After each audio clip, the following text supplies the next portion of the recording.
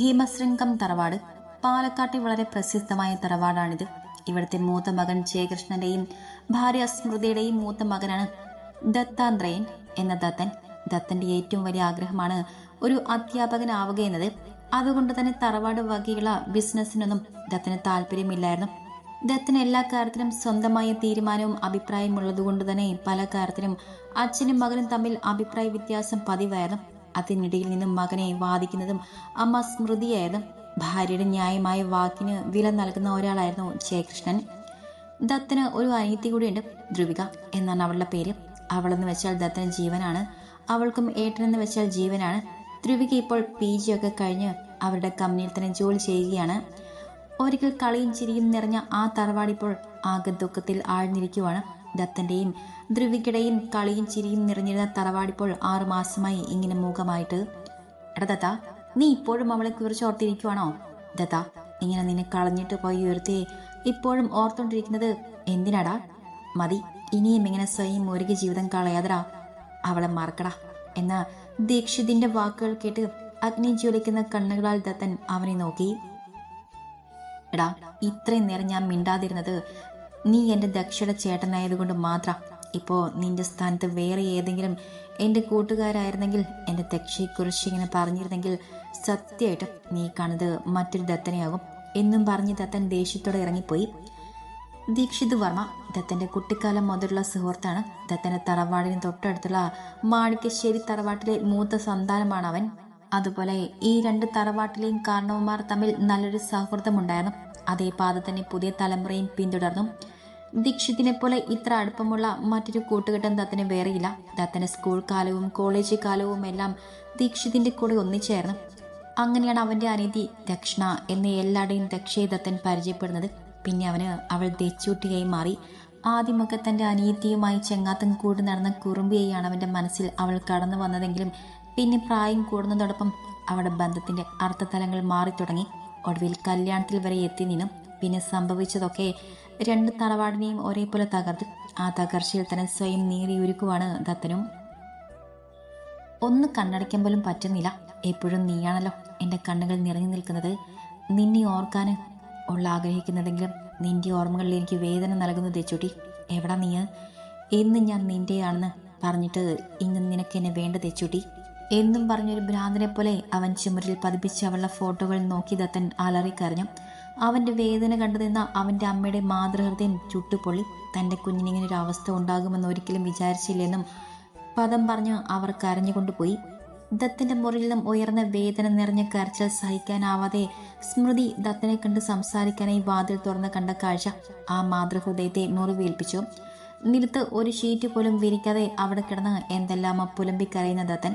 കളിയും ചിരിയും മാത്രം നിറഞ്ഞു എന്ന കണ്ണുകളിൽ നിന്ന് നിരാശയും വേദനയും മാത്രം നിറഞ്ഞു കരഞ്ഞു കലങ്ങിയ ചുവന്ന കണ്ണുകളായിരുന്നു. ചിരിക്കുമ്പോൾ തെളിഞ്ഞു കാണുന്ന നുണക്കുഴി പ്രകൃതമായ താടിരോപങ്ങളാൽ നിറയ്ക്കപ്പെട്ടിരിക്കുന്നു. ആകെ കോലം കെട്ട ഒരു രൂപം, പഴയ ദത്തന്റെ നിഴൽ പോലും അല്ലാത്ത ഒരു രൂപം. തറയിലേക്ക് ഇരുന്ന് തന്റെ മകന്റെ തലയിൽ തലുടി. സ്പർശം അറിഞ്ഞെന്നോണം ദത്തൻ തല ചേരിച്ചു നോക്കി. ആ നിലത്ത് തന്നെ അവൻ എഴുന്നേറ്റിരുന്നു. മോനെ, അമ്മ പറയുന്നത് നീ ഒന്ന് കേൾക്കടാ. ദക്ഷയോർത്ത് നീ എന്തിനാ മോനെ നിന്റെ ജീവിതം ഇരുട്ടിലാക്കുന്നേ? അവൾ നീയുമായിട്ടുള്ള കല്യാണത്തിന് ഒരാഴ്ച നിൽക്കുമ്പോഴാണ് അവൾ ഇവിടുന്ന് നാട് വിട്ടത്. അതിന്റെ പിന്നിലുള്ള കാര്യം മോനെന്താ അറിയാത്തതൊന്നുമല്ലല്ലോ. അവൾക്ക് നിന്നെ കല്യാണം കഴിക്കാൻ താല്പര്യമില്ലാത്തത് കൊണ്ടല്ലേ അവൾ അങ്ങനെ ചെയ്തത്. നിന്റെ വിഷമമൊക്കെ നല്ല നിന്നെ സ്നേഹിക്കുന്ന ഒരു പെൺകുട്ടി വിവാഹം ചെയ്താൽ മാറും മോനെ എന്ന് സ്മൃതി പറഞ്ഞ് തീരും മുൻപ് ദത്തന്റെ ശബ്ദമുയർന്നു. അമ്മ എന്ന് നിർത്തുന്നുണ്ടോ? ഇത് എത്ര നാളായി പറയുന്നത് എന്നോട്. എനിക്കറിയാം എന്താ ചെയ്യേണ്ടതെന്ന്. അമ്മാവന്റെയും അങ്ങയുടെ മോൾ വേദികയുടെയും മനസ്സിലിരിപ്പ് എന്നിൽ അടിച്ചേൽപ്പിക്കാനാണ് ഉദ്ദേശമെങ്കിൽ ഈ ദത്തൻ ആരാണെന്ന് എല്ലാവരും അറിയും. ഈ ദത്തനായിട്ട് പെണ്ണിനെ താലി കിട്ടുമെങ്കിൽ അതെന്നെ തെച്ചൂട്ടി മാത്രം. നീ വെറുതെ നിന്നെ വേണ്ടത് കണ്ടവന്റെ കൂടെ ഇറങ്ങിപ്പോയവളെ കുറിച്ചോർത്ത് വെറുതെ നിന്നെ നല്ല ജീവിതം ഹോമിക്കരുത്. അമ്മയ്ക്കതേ പറയാനുള്ളൂ. അവൾ ആടെ കൂടെ ഇറങ്ങിപ്പോയെന്നാ അമ്മ ഈ പറയുന്നേ? അവൾ ആരുടെയെങ്കിലും കൂടെയാണ് ഒളിച്ചോടിയതെന്ന് അവൾ അമ്മയോട് പറഞ്ഞോ? ദേഷ്യത്തോടെയുള്ള ദത്തന്റെ ചോദ്യം കേട്ട് സ്മൃതി എന്തു പറയണമെന്നറിയാതെ നിന്ന് കുഴങ്ങി. അത് പിന്നെ കല്യാണത്തിന് ഒരാഴ്ച മുൻപ് പെണ്ണ് ഒളിച്ചോടണമെങ്കിൽ അവൾക്ക് ഇഷ്ടമുള്ള ആളിന്റെ കൂടെ ആകും. അതിനിപ്പോ ആരെങ്കിലും പറയണോ? അമ്മേ, ദത്തനെ ദേഷ്യത്തോടെ വിളിച്ചു. മോനെ, അമ്മ പറയുന്ന കേൾക്ക്. സ്മൃതി പറഞ്ഞു തീർക്കും മുൻപ് ദത്തൻ തന്റെ വലത്തേക്കരം ഉയർത്തി അവരെ തടഞ്ഞു. ഇനി എന്നോട് അമ്മ ഒന്നും പറയണ്ട. എനിക്കൊന്നും കേൾക്കണ്ട. എൻ്റെ സമാധാനം കളയാൻ വേണ്ടി കയറി വന്നതല്ലേ ഇങ്ങോട്ട്. ഇനി എന്നോട് ഈ കാര്യങ്ങൾ സംസാരിക്കാൻ വരണ്ട, പറഞ്ഞത് കേട്ടല്ലോ. അല്ല, ഇനി വന്നാൽ ഈ മോനെ നിങ്ങളിനി നിങ്ങളെ അടുക്കള കാണില്ല. ദത്തനെന്ത് തീരുമാനിച്ചുറപ്പിച്ചതുപോലെ സ്മൃതിയോട് പറഞ്ഞു ആ മുറി വിട്ടിറങ്ങിപ്പോയി. എൻ്റെ നാഗത്താന്മാരെ, നിന്റെ മുൻപിൽ വച്ചല്ലേ ഞങ്ങളെ പ്രണയം തുടങ്ങിയത്. പിന്നെ ഈ കാവിൻ്റെ ഓരോ മുക്കിനും മൂലയ്ക്കും ഞങ്ങളുടെ പ്രണയം അറിയുന്നതല്ലേ. എന്നിട്ടും എവിടാണ് ഞങ്ങളുടെ പ്രണയത്തിൻ്റെ ശക്തി ചോർന്നത്? സത്യം എന്താണ് തേവരെ? എൻ്റെ ദച്ചു എന്നെ വേണ്ടെന്ന് വെച്ച് പോയതാണോ? അതോ ഇന്ന് അമ്മ പറഞ്ഞ പോലെ? ഏയ് ഇല്ല, അത് ഓർക്കാനോ പറയാനോ പോലും എനിക്കാവില്ല. എൻ്റെ തേവരെ, നീ തന്നെ എനിക്ക് പറഞ്ഞതാ സത്യമുള്ള തേവരല്ലേ നീ? ആ പ്രാർത്ഥന കാവിലെ ഓരോ അണുവിലും നിശബ്ദത സൃഷ്ടിച്ചു. അവിടെയുള്ള ഓരോ അണുവും ദത്തന്റെ പ്രാർത്ഥന കേൾക്കാൻ കാതോർത്തുന്ന പോലെ ഒരു കാറ്റിലൂടെ പോലും ഒരില ചലിച്ചില്ല. അത്രയ്ക്ക് ആ കാവിന് പ്രിയപ്പെട്ടവരായിരുന്നു തേവരുടെ സ്വന്തം ദത്തനും ദച്ചുവും. ദേ, ഈ കാവ് കണ്ടില്ലേ? ഇവിടുത്തെ ആൽമരം, പിന്നെ എന്നും നമ്മൾ തെളിയിച്ചു വെച്ച് തൊഴുന്ന ഈ വിളക്കിനെയും ഈ കാവിലെ തേവരായ സർപ്പത്താമാരെയും സാക്ഷിയാക്കി ഈ ദത്തന്റെ തെച്ചുട്ടി വാക്ക് തരുക. ഈ ദക്ഷയുടെ കഴുത്തിലൊരു താലി വീഴുമെങ്കിൽ അത് എൻ്റെ ഈ ദത്തേട്ടൻ്റേത് മാത്രമായിരിക്കും. ഇത് ഈ ദക്ഷയുടെ വാക്കാണ്. ഈ വാക്ക് തെറ്റുന്ന അന്ന് എന്നിൽ ജീവന്റെ ഒരു കണിക പോലും അവശേഷിക്കില്ല എന്ന് ദക്ഷയുടെ വാക്കുകൾ ചെവിയിൽ മുഴങ്ങിയത് കേട്ടു. കാവിനോട് കുറച്ച് മാറിയില്ല ആൽമരച്ചോട്ടിൽ കിടന്ന് മയങ്ങി ദത്തൻ ഞെട്ടിയുണർന്നു. അപ്പം ദത്തൻ്റെ കണ്ണുകൾ നിറയുകയും ചുണ്ടിൽ കുറച്ച് നാളായി നഷ്ടപ്പെട്ട ആ പുഞ്ചിരിയും ഉണ്ടായിരുന്നു. തേവർ തൻ്റെ ചോദ്യത്തിനുള്ള ഉത്തരം തന്നിരിക്കുന്നു. ഇനി ഞാൻ കണ്ടെത്തും എൻ്റെ തെച്ചൂട്ടിയെ. അവളെവിടെ പോയി ഒളിച്ചാലും ഈ ദത്തൻ കണ്ടെത്തും എന്ന് ഉറച്ച തീരുമാനത്തോടെ ആ കാവിലെ തന്നെ നാഗത്താമാരി ഒന്നുകൂടി തൊഴിലിട്ട് വീട്ടിലേക്ക് നടന്നു. കാവിൽ നിന്ന് വീട്ടിൽ കയറിയപ്പോഴേ ദത്തനെ വരവേറ്റത് മുത്തശ്ശിയാണ്. കോടത്തനെ അമ്മാവനും സുമംഗല എന്നാണ് മുത്തശ്ശിയുടെ പേര്. അവർ സ്മൃതിയുടെ അമ്മയാണ്. സ്മൃതിയുടെ സഹോദരൻ ശ്രീധരന്റെ കൂടെയാണ് അവർ താമസിക്കുന്നത്. ഇടയ്ക്ക് കൊച്ചുമക്കളെ കാണണമെന്നും പറഞ്ഞ് മുത്തശ്ശി ഇവിടെ ദത്തന്റെ വീട്ടിൽ വന്ന് നിൽക്കാറുണ്ട്. എല്ലാ കൊച്ചുമകളിൽ വെച്ച് അവർക്ക് ഏറ്റവും ഇഷ്ടം ദത്തനെയായിരുന്നു. ദത്തന്റെ എല്ലാ ഇഷ്ടങ്ങൾക്കും കൂട്ടു നിൽക്കുന്നതും മുത്തശ്ശിയായിരുന്നു. അന്ന് ദത്തന്റെ വിഷമം കണ്ടതിൽ പിന്നെ അവന്റെ വേദന കാണാൻ വയ്യെന്നും പറഞ്ഞു പോയി സുമംഗല മുത്തശ്ശി പിന്നെ ഇപ്പോഴാണ് വരുന്നത്. മുത്തശ്ശിയെ കണ്ടപ്പോൾ ദത്തന്റെ മുഖം ഒന്ന് തെളിഞ്ഞെങ്കിലും അമ്മാവനെ കണ്ടപ്പോഴേ ആ തെളിച്ചം നഷ്ടപ്പെട്ടു. ആ, ദത്തൻ വന്നല്ലോ. എവിടെ പോയതായിരുന്നു ദത്ത നീ എന്ന അമ്മാവന്റെ ചോദ്യം കേട്ട് ദത്തൻ വലിയ താല്പര്യമില്ലാതെ പറഞ്ഞു. കാവിൽ പോയതാ. ഇപ്പോഴും നിന്റെ കാവിൽ പോക്കും മറ്റും വട്ടുകളൊന്നും മാറിയില്ലേ? ഇല്ല, മാറിയില്ല. എന്താ, ദത്തന്റെ വട്ട് മാറ്റാൻ വന്നതാണോ? എങ്കിൽ ഒത്തിരി മെനക്കെടണമെന്നില്ല. അത് മാറില്ല. അത് ദത്തനിൽ അലിഞ്ഞു ചേർന്നതാണ്. ദത്ത, നീ ആരോടാ സംസാരിക്കുന്നെന്ന് അറിയാമോ? ഇത്ര നിഷേധത്തോടെ നീ അമ്മാവനോട് സംസാരിക്കാറായോ?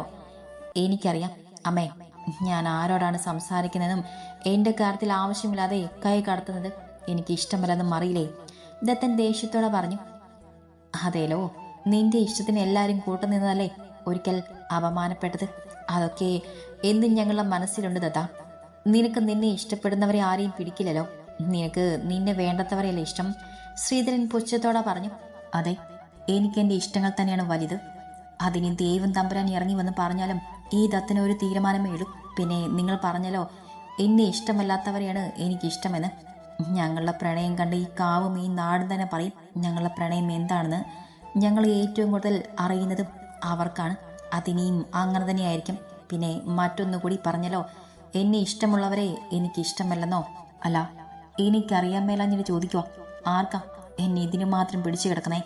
നിങ്ങൾ പറഞ്ഞത് ആര് ഉദ്ദേശിച്ച് പറഞ്ഞതാന്ന് എനിക്കറിയാം. നിങ്ങളെ സൽപുത്രി വേദികയെക്കുറിച്ചല്ലേ? കണ്ട പണച്ചാക്കായി കോളേജിലെ ഒട്ടുമിക്ക പയ്യന്മാരെയും കൂടെ കറങ്ങിയും കെട്ടിപ്പിടിച്ച് നടന്ന അവൾക്ക് ഏതാണ്ണെ കണ്ടാലും അങ്ങനെയാ. അതിനിപ്പം ഞാൻ തന്നെ വേണമെന്നില്ല, ആരായാലും മതി. അവളെ അഴിഞ്ഞാട്ടം എല്ലാം കണ്ട ആ കോളേജിന്റെ അധ്യാപകനാണ് ഞാൻ. അതുകൊണ്ട് തന്നെ കൂടുതലൊന്നും പറയിപ്പിക്കലേ.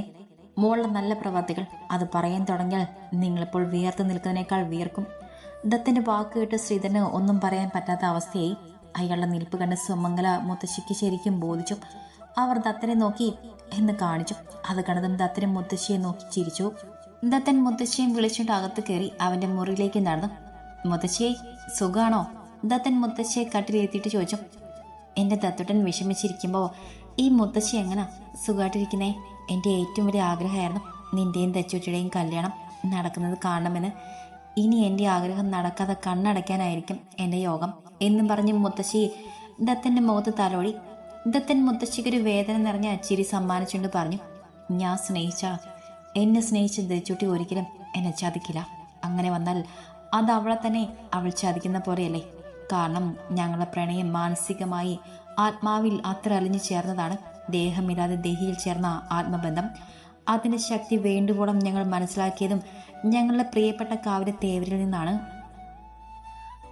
അവൾക്ക് സാധിക്കുമ്പോഴെല്ലാം ഞങ്ങൾ ഒന്നിച്ച് തെളിയിച്ചിരുന്ന കാവിപ്പോ വിളക്ക് തെളിക്കാതെ ശൂന്യമാണ്. അതിന് കാരണം തേവർക്കും അറിയാം. അവർ തന്നെ ഈ ദത്തന്റെ ദച്ചുട്ടിയെ കാട്ടിത്തരും. അവൾ വരും. ഈ ദത്തന്റെ താറിയും സിന്ദൂരവുമായി ഈ തറവാട്ടിൽ മുത്തശ്ശിയുടെ കൊച്ചുമോന്റെ മാത്രമായി. അത് കണ്ടിട്ട് എൻ്റെ മൂത്ത് 1000 പൂർണ്ണചന്ദ്രന്മാരെ കണ്ട് കഴിഞ്ഞ് മാത്രം എവിടെയെങ്കിലും പോകണമെങ്കിൽ പോയാൽ മതി കേട്ടോ. അല്ലാതെ ഈ ദത്തൻ എങ്ങോട്ടും വിടില്ല എൻ്റെ മുത്തിയെ എന്നും പറഞ്ഞ് ദത്തൻ മുറി വിട്ടിറങ്ങി. എൻ്റെ തേവരെ, നീ എൻ്റെ കുട്ടികളെ കാത്തോളണേ എന്നും പറഞ്ഞ് അവർ നെഞ്ചിൽ കൈ വെച്ച് പ്രാർത്ഥിച്ചു. ഹലോ രാജീവേ, എന്തായി? ഞാൻ പറഞ്ഞ കാര്യം തിരക്കോ? എന്തറിയാൻ കഴിഞ്ഞു? അവൾ എവിടെയുണ്ടോ? അവിടെയുള്ളത് അവൾ തന്നെയാണെന്ന് ഉറപ്പല്ലേ? ഞാൻ അങ്ങോട്ടേക്ക് വരാനുള്ള തയ്യാറെടുപ്പിലാണ്. ഉടനെ ട്രാൻസ്ഫർ റെഡിയാകും. അതിനുള്ള പിടിപാട് ഈ എൻ്റെ കയ്യിലുണ്ട്. നിന്നെ കിട്ടിയതും അതുപോലെ തന്നെയല്ലേ? അപ്പോൾ ഇനി ബാക്കി കളത്തിൽ ഇറങ്ങിയിട്ട് ശരി. മറുപുറത്തെ ഫോൺ കട്ടായി. ശാന്തമായി കുളക്കടവിൽ കാലു വെള്ളത്തിലിട്ട് താഴത്തെ പടിയിലിരിക്കുന്ന ഒരുവൾ, വിടർത്തിയിട്ട നിതംബം കവിഞ്ഞു കിടക്കുന്ന മുടിയും വിടർന്ന പീലി കണ്ണുകളും ചുവന്ന ചുണ്ടുകളുമുള്ള ഒരു പാവാടക്കാരി. കുറെ നേരമായിട്ടും കാത്തിരുന്ന ആളെ കാണത്തിലുള്ള നിരാശയിൽ അവളിൽ കാണാം. അവളുടെ അക്ഷമയ്ക്ക് തെളിവായി അവൾ തൻ്റെ കയ്യിലുള്ള കുഞ്ഞു കല്ലുകൾ ഓരോന്നായി കുളത്തിലേക്ക് എറിഞ്ഞുകൊണ്ടിരുന്നു. അതിൽ കല്ലുകൾ വീഴുമ്പോൾ വെള്ളത്തിൽ രൂപം കൊള്ളുന്ന ചുഴികൾ അവൾ സസൂക്ഷ്മം നിരീക്ഷിച്ചു. ആദ്യം മടുപ്പകറ്റാൻ നടത്തിയ ചെറിയ വിനോദം അവൾ ആസ്വദിച്ചു തുടങ്ങി. ഒടുവിൽ എറിയാൻ കല്ലുകൾ തിരഞ്ഞപ്പോൾ ആരോ കയ്യിൽ കല്ലുകൾ വെച്ച് തന്നതുപോലെ തോന്നിയവൾ കുളത്തിൽ നിന്നും കണ്ണെടുത്തു. നോക്കിയപ്പോൾ തന്നെ നുണക്കുഴി കാട്ടി ഒരു മനോഹരമായ ചിരി അവൾക്ക് നൽകി അവൻ അവളുടെ മടിയിലേക്ക് തലചായ്ച്ചു. ആദ്യം പരിഭവം നടിക്കാൻ മനസ്സിൽ വിചാരിച്ചെങ്കിലും ഈ നുണക്കുഴി കാട്ടിയുള്ള അവളുടെ പ്രിയപ്പെട്ടവൻ്റെ ചിരി അവളുടെ ഉള്ളിലുണ്ടായിരുന്ന എല്ലാ പരിഭവങ്ങളെയും അറിയിച്ചു കളഞ്ഞു. ഞാൻ കരുതി എന്നെ മറന്നുവെന്ന്, അതുകൊണ്ടാ ഇത്രയും നേരമായിട്ടും വരാതെ ഇരുന്നതെന്ന് എന്നവൾ പരിഭവത്തോടെ തൻ്റെ പ്രിയപ്പെട്ടവനെ നോക്കി പറഞ്ഞു. അവളുടെ മടിയിൽ കിടന്നു തന്നെ അവൻ അവളെ നോക്കി പറഞ്ഞു, സഖിയെ, നിന്നെ മറന്നുള്ള ഒരു ജീവിതം എനിക്കില്ലല്ലോ. എന്നിലെ മിടിപ്പ് പോലും ചൊല്ലുന്നതും നിന്റെ നാമമല്ലേ? നിൻ വിളിക്കായി മാത്രമല്ലോ എൻ കാതുകൾ കാക്കുക. നിൻ കരിമിഴികളാണല്ലോ എൻ മിഴികൾക്ക് ആനന്ദമേകുക. എൻ ചുണ്ടുകളിൽ വിടരുന്ന സ്മിതം പോലും നിനക്കല്ലോ.